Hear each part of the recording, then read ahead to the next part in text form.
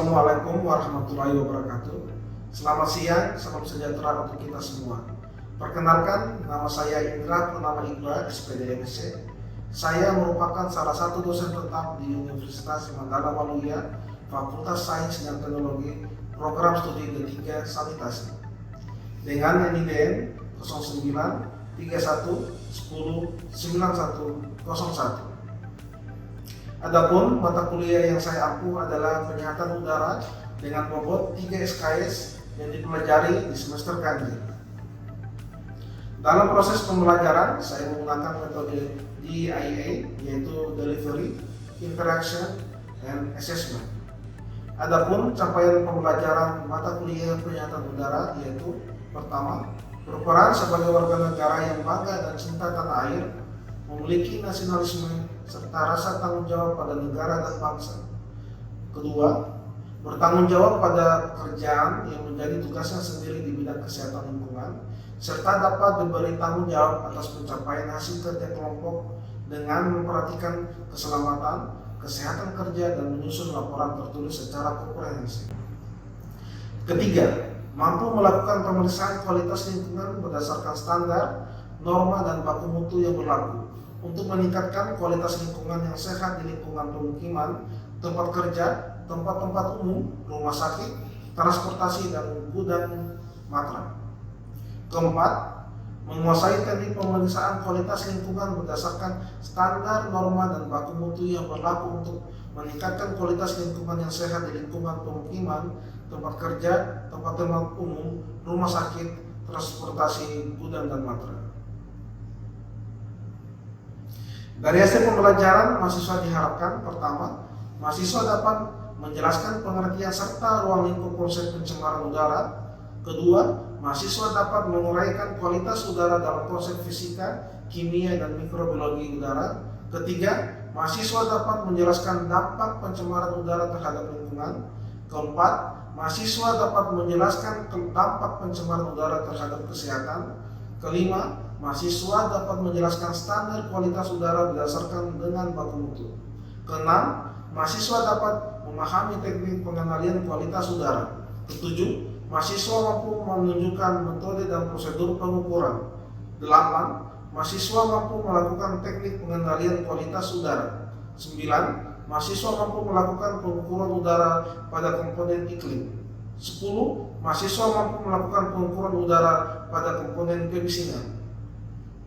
11. Mahasiswa mampu melakukan pengukuran udara pada komponen pencahayaan, serta mahasiswa mampu melakukan pengukuran udara pada komponen gas dan debu jatuh. Adapun kajian materi pembelajaran mata kuliah penyihatan udara yaitu: pertama, konsep dasar penyihatan udara. Kedua, sumber pencemaran udara. Ketiga, jenis-jenis pencemaran udara. Keempat, metode dan alat pengukuran kualitas udara. 5. Standar kualitas udara. 6. Teknologi pencemaran udara. 7. Studi kasus insiden pencemaran udara. 8. Metode analisis data kualitas udara, serta pengolahan data dan analitik untuk penilaian kualitas udara. Adapun sistem pembelajaran yang saya lakukan adalah dengan melakukan perkenalan untuk membangun keakraban dosen dan mahasiswa. Yang kedua, saya melakukan brainstorming dengan harapan bisa menciptakan lingkungan yang kondusif, bebas, dan terbuka yang mendorong setiap mahasiswa untuk berperan aktif. Selanjutnya, saya membahas kontrak perkuliahan, yang mana ini adalah membuat kesepakatan bersama terkait proses perkuliahan, termasuk topik pembelajaran dan tugas agar mendapat gambaran pelaksanaan perkuliahan selama 1 semester ke depan. Dalam melakukan pengajaran, saya biasanya menampilkan video terkait mata kuliah yang akan dibahas agar mahasiswa lebih paham dalam menerima materi pembelajaran. Selanjutnya, saya akan mencoba mengetahui pemahaman masing-masing mahasiswa terkait proses pembelajaran melalui tugas, kuis, dan presentasi. Itulah gambaran dari pembelajaran mata kuliah penyihatan udara. Adapun rujukan pembelajaran sebagai bentuk strategi delivery, kami menggunakan beberapa strategi, yaitu textbook, diantaranya menggunakan buku bahan ajar penyihatan udara dari Kuat Prabowo yang diterbitkan oleh Kementerian Kesehatan. Kemudian dikarenakan mata kuliah ini lebih banyak melakukan praktek, maka saya membuat modul praktikum tentang penyihatan udara untuk digunakan mahasiswa dalam melakukan praktik di laboratorium maupun di lapangan. Biasanya di awal pertemuan dilakukan review pembelajaran yang mana fungsinya untuk mengingat kembali materi-materi pembelajaran sebelumnya dan yang akan datang. Kemudian strategi kedua adalah dengan case method and collaborative learning, dengan memberikan contoh kasus secara berkolaborasi terkait dengan masalah belajar serta pemberian kuis yang dapat didiskusikan agar mahasiswa lebih semangat dan semakin termotivasi dalam melakukan pembelajaran. Selanjutnya dalam perkuliahan juga saya menggunakan saluran komunikasi yang saya gunakan, yaitu menggunakan grup WhatsApp. Hal ini dilakukan untuk berinteraksi langsung dengan mahasiswa dalam menjelaskan hal-hal yang terkait dalam proses pembelajaran serta terkait dengan kendala-kendala dalam proses perkuliahan. Pelaksanaan asesmen dalam pembelajaran. Dalam proses ini, bagaimana cara saya melakukan evaluasi penilaian terhadap mahasiswa. Di awal pertemuan saya menjelaskan bobot penilaian dari mata kuliah, yaitu ujian akhir semester sebesar 20%, ujian tengah semester sebesar 20%, tugas 30%, kehadiran 10%, keaktifan mahasiswa di dalam kelas dan saat melakukan praktikum sebesar 20%. Selanjutnya, saya akan menampilkan proses pembelajaran saya di kelas dan saat melakukan praktikum di lapangan. Selamat menyaksikan.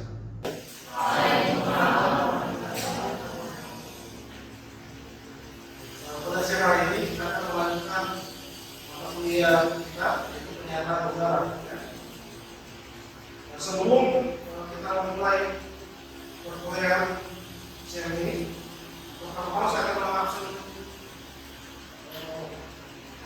masing-masing ya. Anak-anak yang hadir, Riyani, Zawar Ramadhani, Astio, Ayam Ramadhani, Diri, Wadi Muhammad Abdul Qasim, Arif Sutanto. Emisi itu pencemarannya ada dua, emisi bergerak sama emisi yang bergerak adalah tindakan motor mengeluarkan zat CO, SO, NO, lagi hidrokarbon, PP. Kemudian emisi yang bergerak C, contohnya apa C? Cerobong, kan? C. Gas yang dikeluarkan sama, ya. Kemudian bagaimana cara menghitungnya menggunakan metode ISPO. Slide berikutnya saya akan memperlihatkan video tentang metode apa yang digunakan untuk menghitung besarnya pencemaran di lapangan ya, khususnya untuk udara. Oke.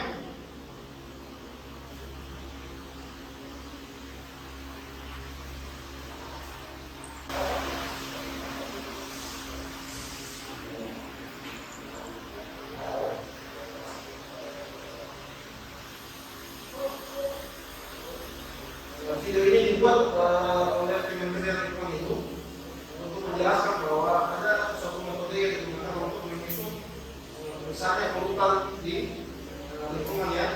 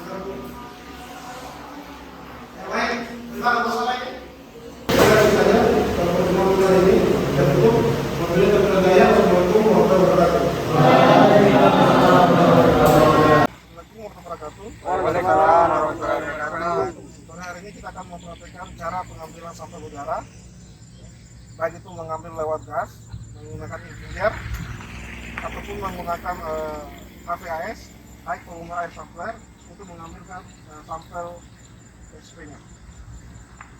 Yang pertama untuk pengambilan sampel udara dengan gas, ya.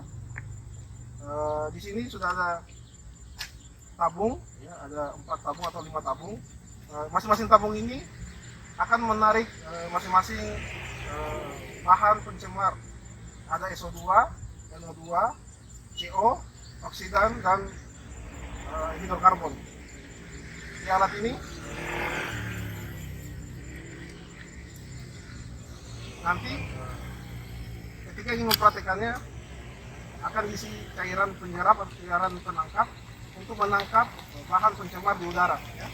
Ini untuk botol NO2, kemudian ini untuk SO2, ini untuk botol CO,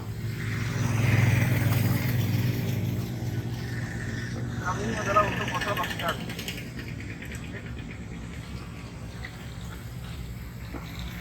Pertama-tama kita isi cairan, ya. Jadi ini cairan untuk NO2, ini SO2, ini CO, dan ini untuk oksigen. Oke. Mungkin saya butuh satu orang untuk membantu saya.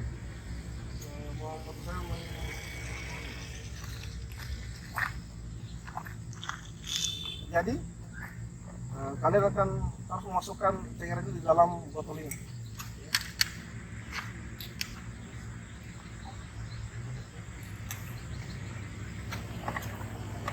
Kemudian SO,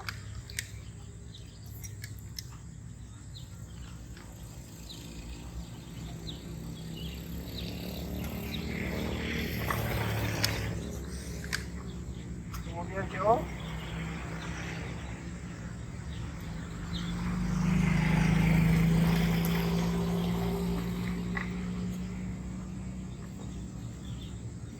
dan terakhir adalah oksigen.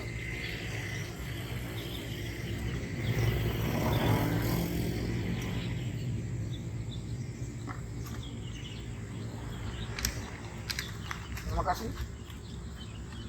Setelah itu kita rakit alatnya. Nah, mungkin ada di sekali bisa mendekat melihat dirakit selangnya.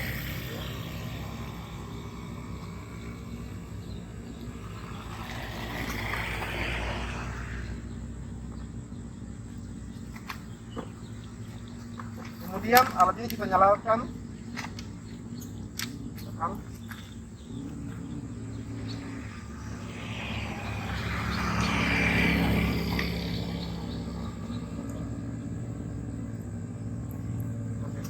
Jadi pengukuran ini kita diamkan selama 1 jam, ya, selama 1 jam.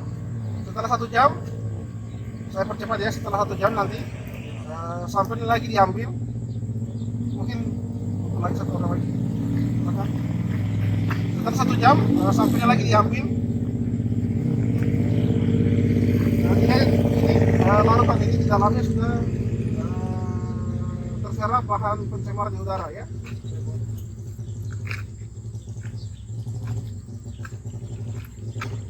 Jadi larutan kita ambil kembali, kemudian akan diuji di laboratorium.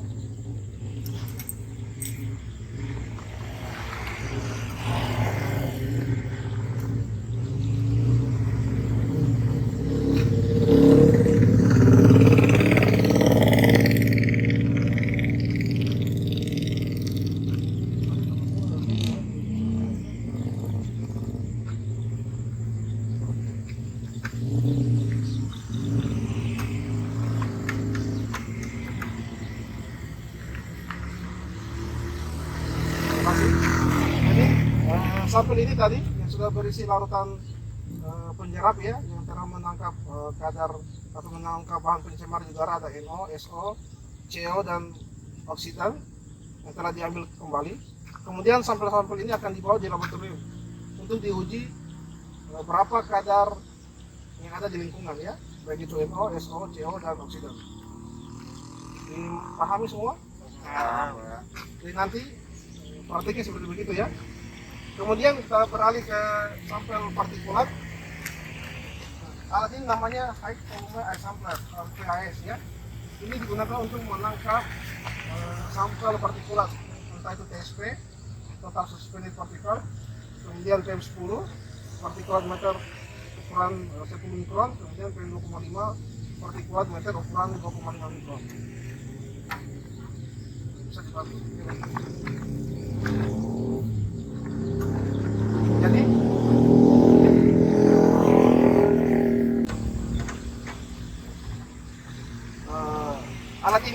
cara kerjanya adalah kita mengisi kertas saring, ya. Kita mengisi kertas saring di sini. Nah, apa gunanya? Yaitu untuk menangkap atau menyaring partikel yang masuk di alat ini, ya. Kertas saringnya ini. Kertas saring ini nih, sebelum digunakan telah ditimbang terlebih dahulu di laboratorium untuk ditimbang berat awalnya. Jadi kertas saring tidak boleh robek atau tergores, ya. Jadi kalau robek bisa atau wajib diganti kembali. Kemudian ditaruh di sini, ya, untuk menangkap partikelnya. Setelah itu ditutup kembali.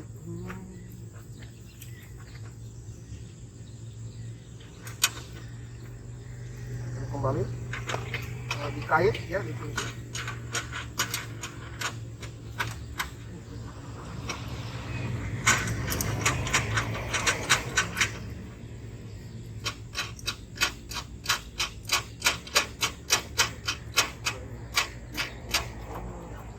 Oke, ya. Kemudian ditutup. Minta tolong dibawakan tadi.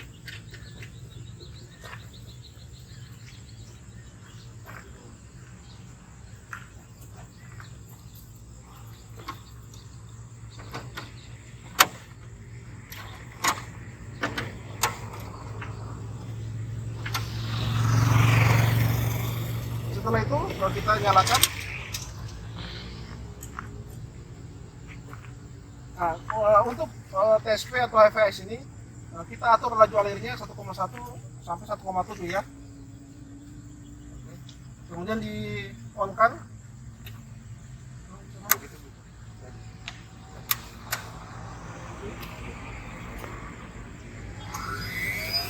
Gitu, ya. Jadi setelah di on kan, ditutup dan dibiarkan selama 24 jam. 24 jam? Iya, 24 jam. Sesuai baku mutu dari peraturan Menteri Lingkungan Hidup, ya. Oke. Saya percepat. Jadi setelah 24 jam kemudian dimatikan kembali. Matikan kembali, kemudian diambil kertas saringnya.